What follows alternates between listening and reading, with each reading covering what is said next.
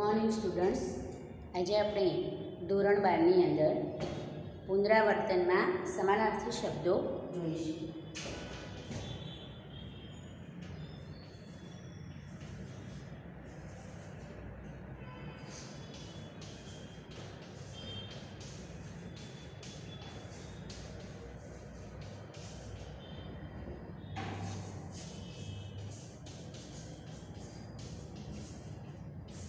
અગાઉ મેં તમને સમજાવેલું છે કે તમારે ધોરણ 12ની અંદર સમાનાર્થી શબ્દો કેવી રીતે પૂછાય છે. 11મા ધોરણમાં જ્યારે તમે હતા એ વખતે પણ તમને આ બાબત સમજાયેલી છે કે જ્યારે 3 વિભાગ સમાનાર્થી શબ્દોના આપેલા હોય ત્યારે પહેલો વિભાગ છે એને પ્રશ્ન સમજવાનો, એ જ ક્રમમાં આપેલા જ પ્રશ્નના નંબર પ્રમાણે તમારે એ બધા જ પ્રશ્નો પહેલાં વિભાગની અંદર ઉતારી દેવાના છે. બાકીના જે 2 વિભાગ છે સામે આપેલા, એ 2 વિભાગમાંથી તમારે પહેલો જે પ્રશ્ન રૂપે શબ્દ આપેલો છે એના 2 સમાનાર્થી શબ્દો તમારે શોધવાના છે. એ પ્રમાણે તમારે જોડકા તૈયાર કરવાના છે. પણ મેં અત્યાર સુધીની જે વર્કશીટો જોઈ એ વર્કશીટોમાં મેં જ્યારે આવા સમાનાર્થી શબ્દો લખવા માટે આપેલા છે એમાં અમુક વિદ્યાર્થીઓએ, બધાની વાત નથી કરતી, જે સારી રીતે સમજ્યા છે એમને સારી રીતે લખ્યું છે, પણ જે વિદ્યાર્થીઓને સમજ પડી નથી એવા વિદ્યાર્થીઓએ બહુ જ મોટી ભૂલ કરેલી છે કે મેં જે દાખલા તરીકે 4 સમાનાર્થી શબ્દ અહીંયા આપ્યા, હું તમને ઉદાહરણ સાથે જ વ્યવસ્થિત સમજાવીશ જેથી તમને સમજવામાં અને પછી ફરી એવી ભૂલ ન કરો એ બાબતે પણ તમને ખ્યાલ આવી જાય. અહીંયા આપણે વિભાગ એમાં એટલે કે પહેલા વિભાગની અંદર આપણે લખીએ ફળિયું, બીજું છે ચોકીદારી,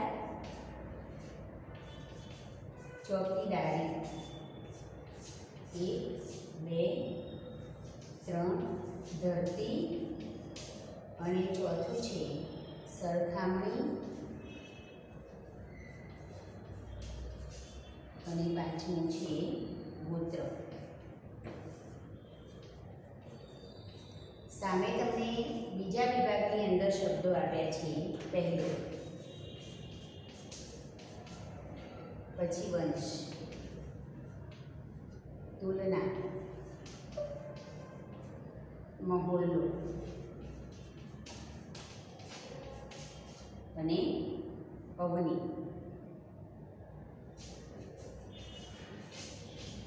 ત્રીજો વિભાગ તમને આપેલો છે એની અંદર કુળ, ઉપમા, શેરી, રખેવાળી,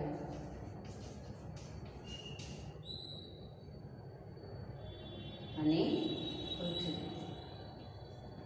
આ પ્રમાણે તમને પરીક્ષાની અંદર પણ સમાનાર્થી શબ્દોના જોડકા આપેલા હશે. હવે જુઓ, તમે ભૂલ શું કરી છે એવું તમને કહી દઉં. અહીંયા જે શબ્દો આપ્યા છે એ આ પ્રશ્ન રૂપે છે. આપણે શું કરવાનું છે, આમાંથી અને આ વિભાગમાંથી આ જે શબ્દો આપ્યા છે એના શબ્દો શોધવાના છે. અહીંયા તમને જે શબ્દો આપ્યા છે આડવડા છે ખરા, આના સમાનાર્થી શબ્દો આ બંને વિભાગમાં છે ખરા, પણ એને તમારે શોધીને યોગ્ય ક્રમમાં લખવાના છે. અહીંયા તમને પહેલો પ્રશ્ન આપ્યો ફળિયું, તો આ વિભાગમાંથી ફળિયા માટે કયો શબ્દ તમે, આપણે એનો ઉત્તર લખીશું અહીંયા. તો ઉત્તરની અંદર પણ તમારે 3 વિભાગ લખવાના છે, પણ કેટલાક વિદ્યાર્થીઓ મેં વર્કશીટમાં જોયું તો શું કર્યું છે, અહીંયા ફળિયું લખ્યું તો આમાંથી એક શબ્દ શોધી દીધો એનો અને પછી લખી દીધું. પછી બીજો અહીંયા ચોકીદાર છે તો આમાંથી એક શબ્દ શોધીને લખી દીધું. એમ કરીને આજે કુલ 5 શબ્દો આપ્યા છે એના 25 શબ્દો બનાવ્યા છે, દરેકના 2 શોધી. અહીંયા ફળિયું તો આમાંથી શોધી દીધું મહોલ્લો, તો ફળિયું ને મહોલ્લો, પછી ફરી પાછું મહોલ્લો તો આમાંથી પાછું શોધી દીધું શેરી, તો શેરી. એવી રીતે 2-2ની પેર બનાવીને એના 20 કે 25 શબ્દો બનાવ્યા છે. જે વિદ્યાર્થીઓએ આવી ભૂલ કરી છે એમને ખબર જ છે કે અમે આવી ભૂલ કરી છે, એ વિદ્યાર્થીઓ ખાસ ધ્યાન રાખે, કેમ કે જેને સમજ પડી છે એને તો બરાબર લખ્યું છે, પણ જેને નથી લખ્યું એના માટે હું તમને ફરીથી આ વિભાગનું પુનરાવર્તન કરાવીને સમજાવી રહી છું કે કેવી રીતે લખવાનું છે. કેટલાક તો વળી શું કરે છે, આ પ્રશ્ન લખતા જ નથી અને ડાયરેક્ટ આ બેમાંથી જ લખે છે. એવું પણ નથી કરવાનું. ખાસ યાદ રાખો, દરેક વિદ્યાર્થી યાદ રાખે કે વ્યાકરણ વિભાગની અંદર જ્યારે તમે પ્રશ્નો લખો છો ત્યારે સૂચના અવશ્ય લખવી. વિરોધી શબ્દો છે, વિરુદ્ધાર્થી છે, લેખન રૂઢિ છે, પ્રત્યય સુધારવાનો છે કે શું કરવાનું છે એ પ્રશ્નપત્રમાં આપેલી સૂચના અને પ્રશ્નક્રમ અવશ્ય લખવો. બીજું કે એક તો તમે વર્કશીટની સાથે પ્રશ્નપત્ર જોડતા નથી, વર્કશીટ નંબર કયો છે એ લખતા નથી, અને જ્યારે 5મી કે 7મી કે 8મી વર્કશીટ જમા કરાવે ત્યારે પહેલી ને બીજી ને ત્રીજી વર્કશીટના જવાબોની આન્સર કી અમારી પાસે આવે છે. ના એની સાથે પ્રશ્નક્રમ હોય, ના એની સાથે કોઈ પ્રશ્નપત્ર જોડેલું હોય, કે ના આન્સર કીની અંદર પેપર જોડેલા હોય, કે ના એનો સૂચના લખેલી હોય, કે વર્કશીટ નંબર બી ના લખેલો હોય. કેવી રીતે અમારે આન્સરો ચેક કરવા, એ જ અમારે માટે એક મોટી મુશ્કેલી ઊભી થઈ જાય છે. અને એટલા માટે જ હું ખાસ કહું છું કે દરેક પ્રશ્નપત્ર વર્કશીટની સાથે પ્રશ્નપત્ર જોડો. બીજા વિષયમાં જોડો કે ના જોડો એનાથી મને કોઈ મતલબ નથી. મારા ગુજરાતી વિષયની અંદર વર્કશીટની સાથે અવશ્ય પ્રશ્નપત્ર જોઈન્ટ કરવું, અને વ્યાકરણ વિભાગની અંદર સૂચના સાથે પ્રશ્નો લખીને જવાબ લખવા. હવે પછીની વર્કશીટમાં જો એ પ્રમાણે ડાયરેક્ટ જવાબ લખેલા હશે કે સૂચના નહીં હોય કે વર્કશીટ નંબર નહીં લખે તો હું ચેક કરીશ નહીં. કેમ કે મારે ચેક કેવી રીતે કરવું? દરેક પ્રશ્નપત્ર મારી પાસે થોડા હોય તો તમે એ રીતે લખીને આપો તો મારે ચેક કરવામાં ખૂબ જ મુશ્કેલ પડે છે. માટે હું તમને ખાસ સૂચના આપી દઉં કે દરેક પ્રશ્નપત્ર ક્રમમાં વર્કશીટ આપેલી છે એની જોઈન્ટ કરીને અને પ્રશ્નોની સૂચના સાથે લખેલા હોવા જોઈએ. વ્યવસ્થિત પ્રશ્ન આન્સર કી હશે તો જ હું ચેક કરીશ.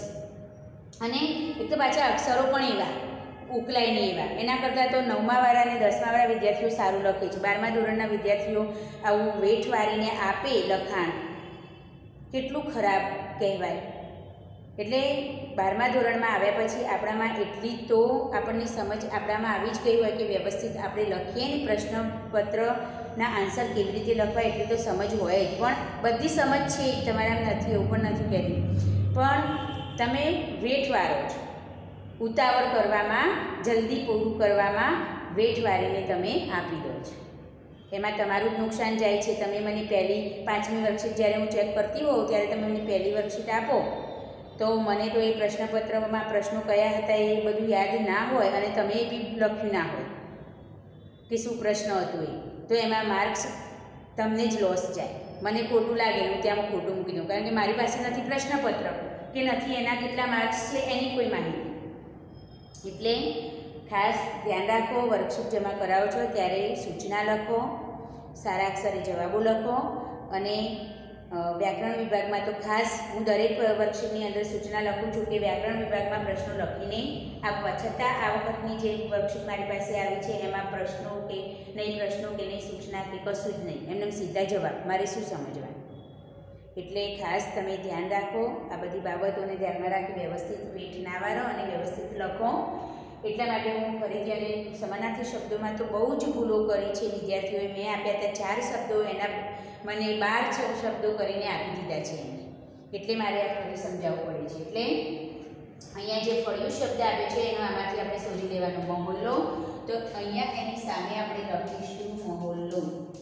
અને ત્રીજા વિભાગની અંદર પણ એના માટે કોઈ શબ્દ છે જ, એટલે આપણે શોધી લેવાનું છે શેરી. બરાબર? અહીંયા આપણે ફળિયું, મહોલ્લો અને શેરી.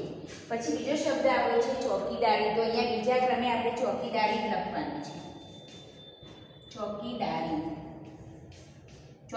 લખ્યા પછી આમાંથી એના માટેનો શબ્દ કયો છે એ શોધવાનો છે. તો પહેલો, અને ત્રીજા વિભાગની અંદર એના માટે શબ્દ છે રખેવાળી. ત્યાર પછી ધરતી શબ્દ આપેલું છે તો ધરતી માટે આમાંથી આપણે શોધવાનું છે અવની, અને આ વિભાગની અંદર ધરતી માટે પૃથ્વી. ત્યાર પછી ચોથો શબ્દ આપણને આવ્યો છે સરખામણી.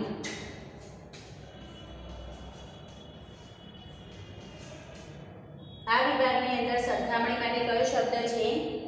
તુલના. તો અહીંયા આપણે લખીશું તુલના. અને આ વિભાગની અંદર ઉપમા. છેલ્લે આપણને શબ્દ આપ્યો છે ગોત્ર. તો ગોત્ર તો વંશ, અને આમાંથી કુળ. હવે બીજી તમે કઈ ભૂલ કરો છો એ પણ કહી દો. અહીંયા જોડણી જે પ્રમાણે આપી છે એ પ્રમાણે લખતા નથી.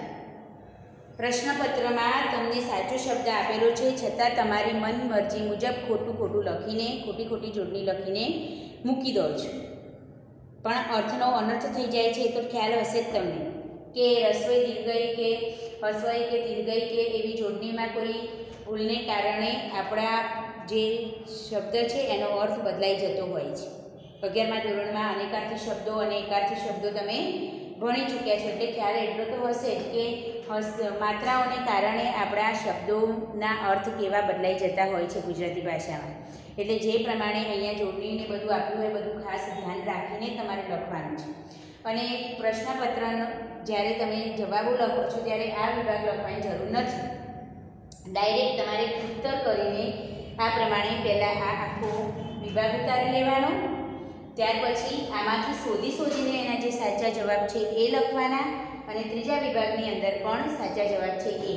હવે આ વિભાગના છે તો ત્યાં બીજા વિભાગમાં જ શબ્દો આવવા જોઈએ. આનો આમાં અને આનો આમાં ઘુસાડી દેવાનું નથી, એ પણ ખાસ ધ્યાન રાખવાનું.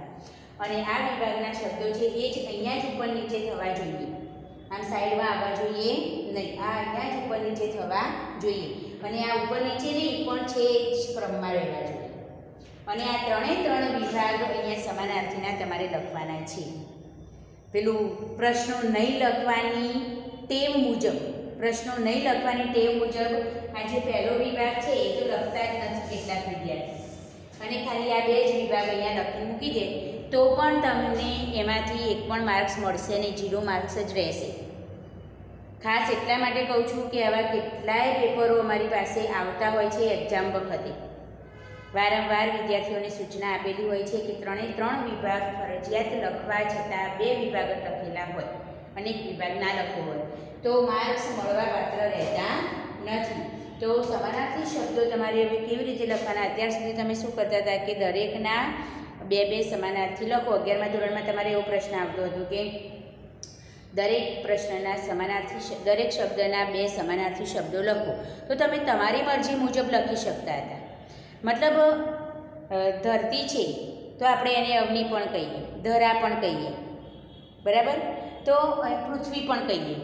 તો આપણે આપણી મરજી મુજબ આપણને ધરતીના જેટલા સમાનાર્થી આવડે છે એમાંથી કોઈ પણ 2 લખી શકીએ. પણ અહીંયા તમે એવું ના કરી શકો. અહીંયા તો જે શબ્દ આપેલો છે એના માટે એ જ તમારે લખવો પડે. અહીંયા તમને અવની શબ્દમાં ખબર નથી પડી તો અવની જગ્યાએ તમે ધરા શબ્દ મૂકી દો તો એ ચાલે નહીં, કેમ કે અહીંયા જે આપ્યું છે એ જ લખવો પડે. તમારી મરજી મુજબ તમે લખી શકો નહીં. એટલે તમારે શબ્દો ખાસ ધ્યાનમાં રાખવા પડશે, કેમ કે અમુક શબ્દોના તમને 2 સમાનાર્થી શબ્દ આવડતા હોય પણ એ 2 સમાનાર્થી સિવાય એના અન્ય બી સમાનાર્થી શબ્દો આપણને જો મળતા હોય અને પરીક્ષામાં તમને આવડે છે એ સમાનાર્થી ન પૂછાયા હોય એની જગ્યાએ જે નથી આવડતા એ પૂછાયા હોય તો તમારો પ્રશ્ન ખોટો પડવાની પૂરેપૂરી સંભાવના છે. અને એક પ્રશ્ન ખોટો પડશે તો સાથે બીજો આપોઆપ ખોટો થઈ જશે. એ તો તમે સમજી શકો કેવી રીતે. તો ધારો કે અહીંયા ધરતી શબ્દ છે, તમને અવની શબ્દ ધરતીનો સમાનાર્થી છે એવી ખબર નથી, તો તમે એ અવની શબ્દને અહીંયા લખી દો છો ગોત્રમાં. અવની શબ્દને તમે અહીંયા ગોત્રમાં લખી દો છો, ને તો પછી ગોત્રનો શબ્દ તમે અહીંયા લખવાના, કારણ કે 5 જ આપ્યા છે દરેકમાં તમને સરખા શબ્દો આપ્યા છે, કોઈ વધારાનો આપ્યો નથી. એટલે કોઈ જ શક્યતા નથી કે તમારો એક પ્રશ્ન ખોટો પડે તો સાથે બીજો પણ ના પડે એની કોઈ જ સંભાવના નથી. બીજો આપોઆપ ખોટો થઈ જશે. બરાબર? એટલે ખાસ ધ્યાન રાખવાનું. બરાબર? તમને એવું થાય કે મને આ શબ્દનો અર્થ નથી આવડતો તો એને છેલ્લે લખવાનું.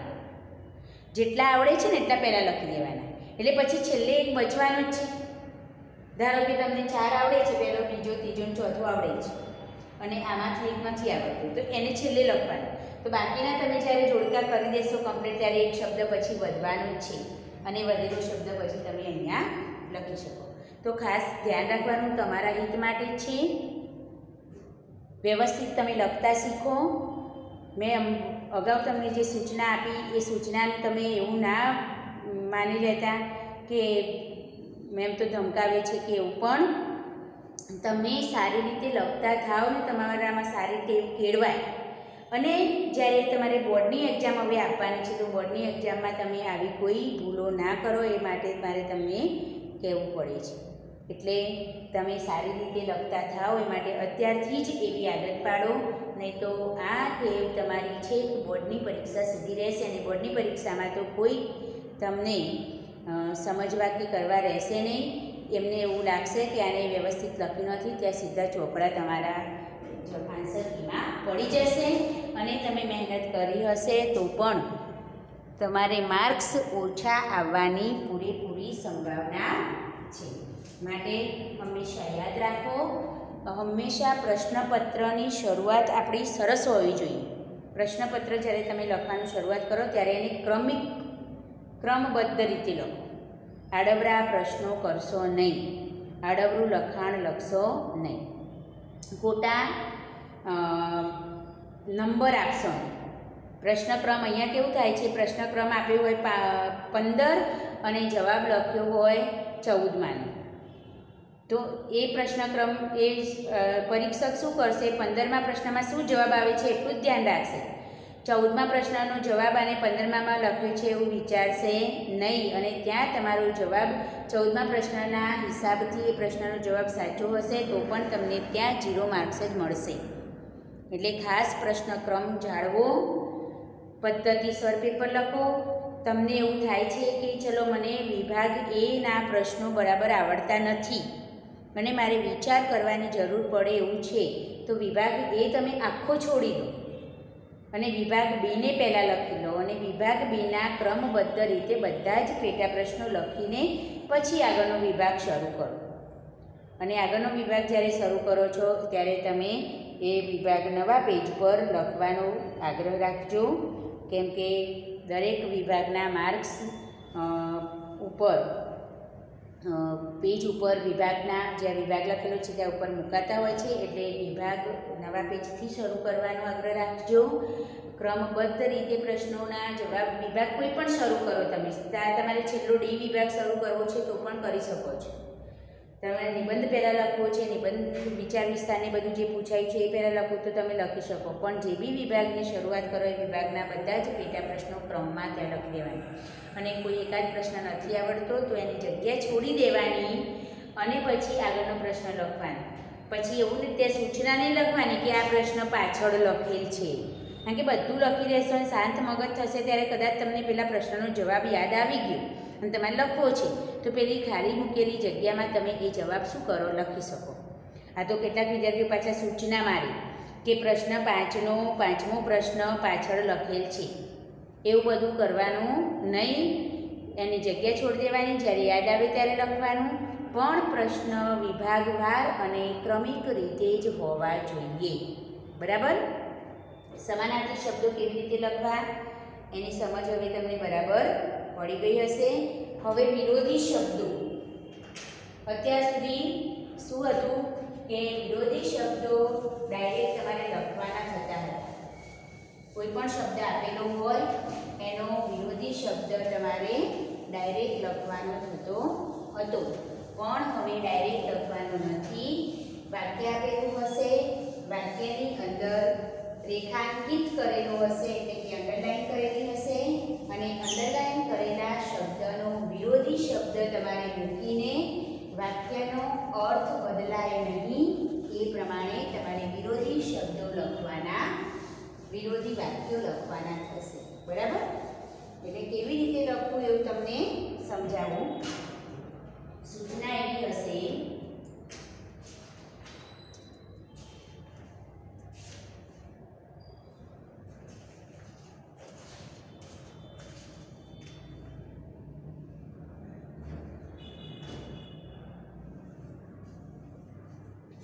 નીચે આપેલા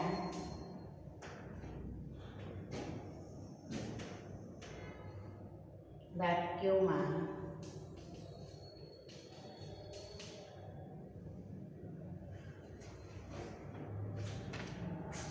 રેખાંકિત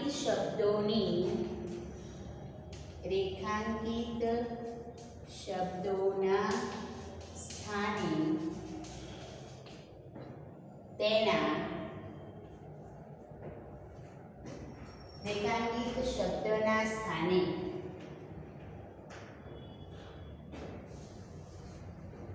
રેખાંકિત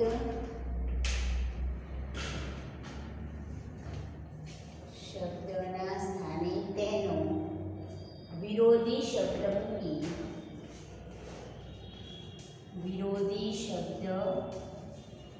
મૂકી અર્થ બદલાય નહીં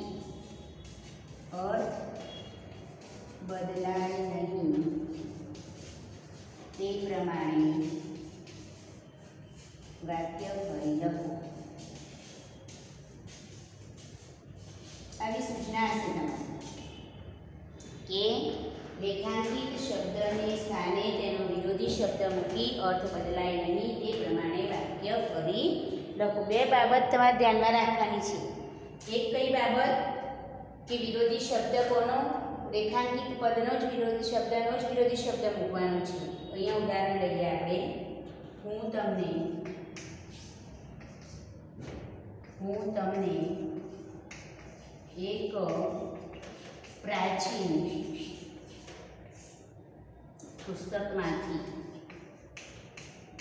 પુસ્તકમાંથી વાર્તા કહું.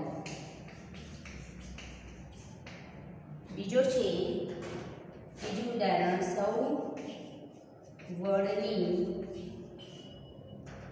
છાયાના એ શાંત સ્થળે બેઠા છે.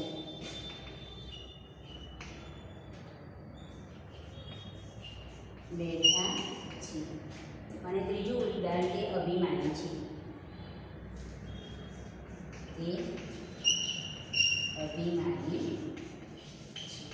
ત્રણ વાક્યો આપણને અહીંયા આપ્યા છે. દરેકમાં રેખાંકિત શબ્દ આપેલો છે.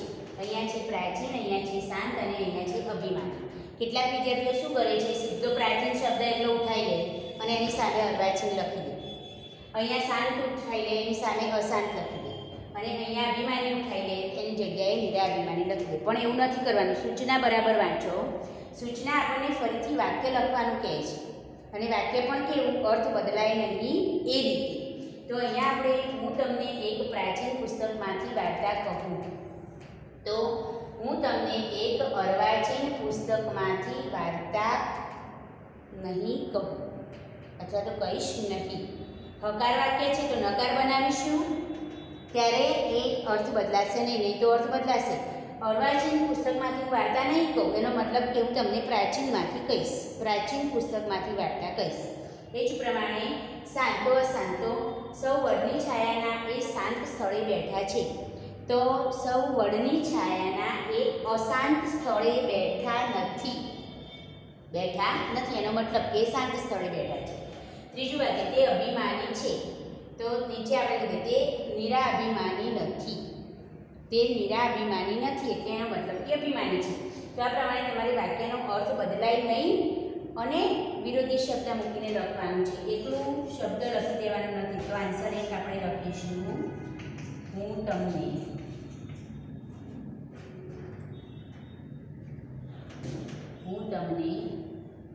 એક અર્વાચીન. હવે ખાસ ધ્યાન રાખવાનું, જે નીચે આપણે અંડરલાઈન ઉપર કરેલી છે એની નીચે આપણે અત્યારે અંડરલાઈન કરવાની છે. તો હું તમને એક અર્વાચીન પુસ્તકમાંથી વાર્તા નહીં કહું, નહીં કહું. બરાબર. અર્વાચીન પુસ્તકમાંથી વાર્તા નહીં કહું મતલબ વાર્તા પ્રાચીન પુસ્તકમાંથી કહીશ. વાક્યનો બંનેનો અર્થ એક જ રહેવો જોઈએ. નંબર 2, સૌ વડની છાયાએ શાંત સ્થળે બેઠા છે, તો સૌ વડની છાયાના અશાંત સ્થળે બેઠા નથી. સૌ વડની છાયાના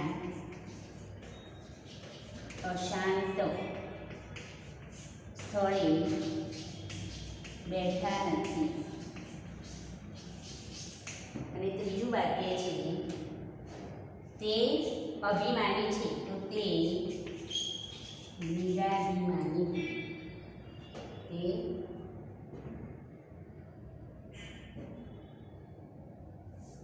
નિરભિમાની નથી. તે નિરભિમાની નથી. જુઓ અહીંયા તે છે તો નથી, અભિમાન તો નિરાભિમાન, શાંત તો અશાંત, છે તો નથી, પ્રાચીન તો અર્વાચીન, કહું તો નહીં કહું. બરાબર. અહીંયા તમને ખ્યાલ આવી ગયો હશે. આ તમારા ઉત્તર છે. પરીક્ષાની અંદર તમારે સીધા જવાબ લખવાના છે. સૂચના લખી દેવાની અવશ્ય. સૂચના લખવી કે વિરોધી વાક્ય ટૂંકમાં લાંબી લાંબી સૂચના ન લખવી હોય તો તમે વિરોધી વાક્ય એમ કરીને ટૂંકમાં પણ સૂચના અવશ્ય લખવી અને ત્યાર પછી એનો જવાબ 1, જવાબ 2, જવાબ 3 એ રીતે લખવું. અને પછી જ્યાં જ્યાં અંડરલાઈન કરી છે એ શબ્દ તમે બદલ્યો છે માટે એને હાઇલાઇટ કરવાનું છે. ત્યાં તમારે અંડરલાઈન પેન્સિલથી કરવાની છે, પેનથી નહીં. પેન્સિલથી અંડરલાઈન કરો તો જ સારું લાગે. પેનથી અંડરલાઈન કરેલું હોય તો લખાણ ખરાબ લાગે. માટે એ જગ્યાએ જ્યાં તમે પ્રશ્નની જગ્યાએ જ્યાં જવાબ મૂક્યો, વિરોધી શબ્દ મૂક્યો, એ શબ્દ પર તમારે પેન્સિલથી અંડરલાઈન કરી દેવાની અને અર્થ બદલાય નહીં એ રીતે તમારે વાક્ય શું કરવાનું છે, લખવાનું છે. જેથી કરીને પરીક્ષકને તરત જ એને જવાબો પણ જોવામાં પરેશાની ના થાય, તકલીફ ના પડે અને તમારું લખાણ વ્યવસ્થિત લાગે અને તમારો એક સારા વિદ્યાર્થી તરીકે એક ઇમ્પ્રેશન પડે, જેથી તમને આગળના પ્રશ્નોમાં પણ કોઈ નુકસાન ન થાય અને સારી રીતે તમારા એ પ્રશ્નપત્રમાં લખેલા આન્સરો પ્રમાણે તમને ન્યાય મળે અને માર્ક્સ મળે. માટે તમારું લખાણ એકદમ સ્વચ્છ, સુઘડ, વ્યવસ્થિત હોવું જોઈએ. વિરોધી વાક્ય જ્યારે લખવાના આવે છે ત્યારે આ પ્રમાણે પૂરું વાક્ય લખવાનું છે. અર્થ બદલાય નહીં એ રીતે લખવાનું છે. સાથે સાથે જ્યાં જ્યાં અંડરલાઈન કરેલી છે ત્યાં ત્યાં તમારે પણ અંડરલાઈન કરીને વ્યવસ્થિત લખવાનું છે. તો આજના હોમવર્કમાં આવેલું તમને પુનરાવર્તનમાં મેં તમને સમાનાર્થી શબ્દો અને વિરોધી શબ્દો કેવી રીતે લખવા, તમારે કેવી રીતે લખવાનું છે એ મેં તમને સમજાવ્યું છે. તો 10 વાક્યો વિરોધી શબ્દોના અને 10 વાક્યો 10 સમાનાર્થી શબ્દો તમારે હોમવર્કમાં લખવાના છે. બીજા તૈયાર તો કરવાના છે જ, પણ આ સારી રીતે લખવાની ટેવ પાડવા માટે તમારે લખવાનો મહાવરો કરવો પણ જરૂરી છે. Okay, thank you.